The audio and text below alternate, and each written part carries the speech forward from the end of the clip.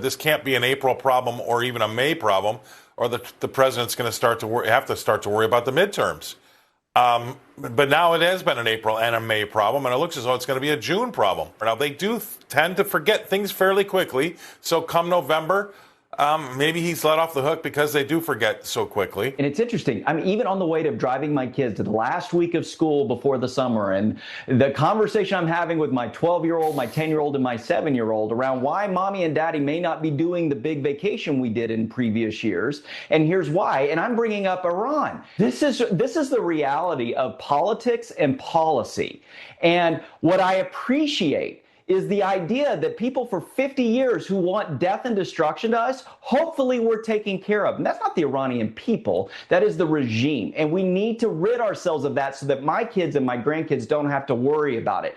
That being said, we live in this moment of time constantly where, yeah, we recognize that's a big risk, but so is filling up my car, and so is putting groceries in the pantry, and so is all of the other stuff. So here's what I think is happening. And again, I live in the luxury world of the fact that I get to talk about the economy and numbers because people lie, but numbers don't.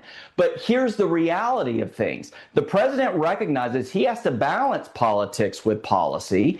And I got to think, though, that the president is thinking that the American people will shift quickly. And I have oftentimes said that the oil prices, they go up very quick and it takes them a while to come back down.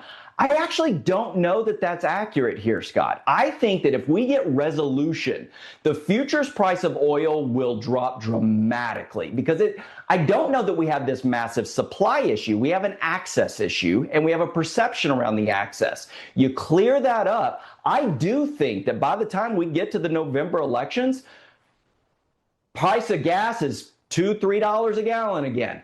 And all of a sudden things start to balance back out and the economy is set to grow. I think that investors, by and large, manufacturing, we're talking about that again, reshoring capabilities, all of these things are lining up in a deregulatory environment that it could go well, but it's just waiting for that flip of the switch.